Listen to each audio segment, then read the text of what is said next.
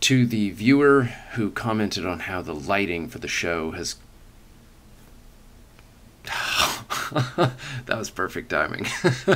To the viewer who commented on how the lighting for the show has really gone downhill, or is subpar, I can't remember your exact words. Anyway, I did not do this to spite you, I promise. What happened was the power went out for most of the day, which means I couldn't work on the show, which means I had to wait till night, which means I'm now doing it by the glow of several monitors, because I don't have any really good lighting equipment. But I'm doing it anyway, because I'm afraid of all of you. That's the reason. I'm not quite ready yet to do all of the controversial topics that I mentioned either in the last video or in the Patreon-only video. I can't remember. It's like I'm losing my mind. I'm not ready for those yet. So I decided I'd do something tame, and it was a three-way tie between people of Walmart, like how to become one, skydiving, and today's show. Audiobooks. They're for real. Years ago, I was having a conversation with a super overachieving friend of mine. And I say that in the most respectful way. She has her own lab, she works for the university, and runs at least 2 nonprofits on top of all that. Yeah, she's like a red-headed Wonder Woman minus the tiara and bustier. I mean, I'm honored to be her friend, if we're still friends after that description. I don't know. Thankfully, she doesn't watch this show that I know of. Anyhow, she and I were having a conversation about audiobooks. Actually, that's a lie. She and I were having a conversation about regular books. And with all that she does, she was worried that she wouldn't have enough time in her lifetime to read all the books that she wanted to read. This girl's a planner. That's like the opposite of me. It seemed a little fatalistic to me, though, because she'd calculated if she read 1 book a month for the rest of her projected lifetime, how many books would she get to read? And the number was surprisingly small. I think it lent a sense of urgency to pick only the very best books. Because when the number is as limited as the number we're talking about, you really don't want to read, like, bodice rippers or trashy novels or books that just aren't very meaningful to you. You only have one life that you know of, so go with that. I like to think of myself as a glass half full kind of guy, so I'd never really done that calculation. I also am not a big reader because I read slowly,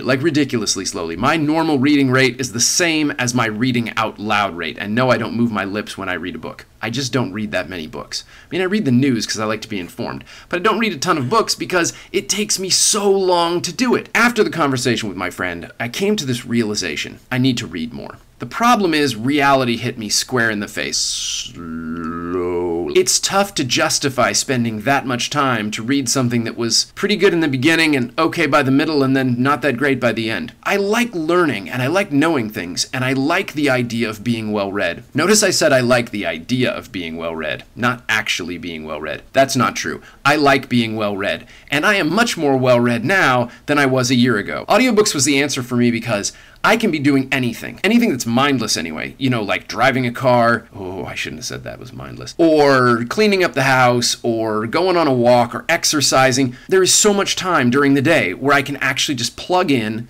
and listen to something while my hands are busy doing something else. My mind can be actively engaged. Why haven't I done this before? One of my biggest problems in the past with listening to like books on tape and books on CD is you have to listen to them at their normal play speed. And that is way too slow for Captain Distraction with the power of ADHD. The fix is that I listen to audiobooks at least 1.2 times their normal speed, and usually at 1.5, provided the person reading the audiobook sounds normal and human at 1.5 times speed. Even though when it's at 1.5 speed, they're talking really fast, and it's kind of like this. There are a bunch of services out there that you can use. The one I happen to use is called Scribed. Previous to the making of this video, they only gave you a certain number of ebook and audiobook credits per month, but they've gotten beyond that, which makes them an incredibly valuable resource, because I listen to a lot of audiobooks now. Just to give you an idea, I may out myself a little by doing this. This is the list of the 34 books that I listened to on Scribed this past year. Yes, really, 34 of them. And normally I read maybe 2-3 books in a year. Yeah, I'm not like a voracious reader. I don't know that they've really invented any books for tactile learners just yet.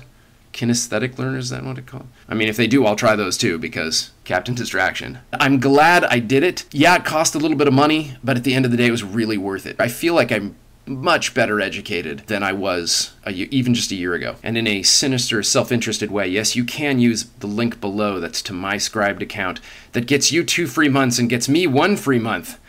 and that would be lovely. But if you don't, that's fine too. Or if you choose a different service, that's fine too. I picked Scribe because it had a gigantic free listening library, and it allowed me to listen to more of the audiobooks I wanted to with more reliability than either Audible or Overdrive. Overdrive is like your library, but on your phone or your device. It basically lets you check out books, but if you're not done reading it / listening to it, well, it goes back and then you have to wait to get it again, and I really didn't like that.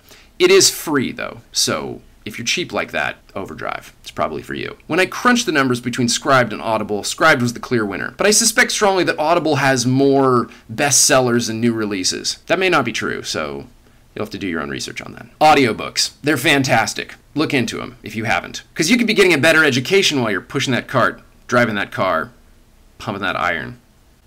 You know, whatever mindless stuff you do. Come on.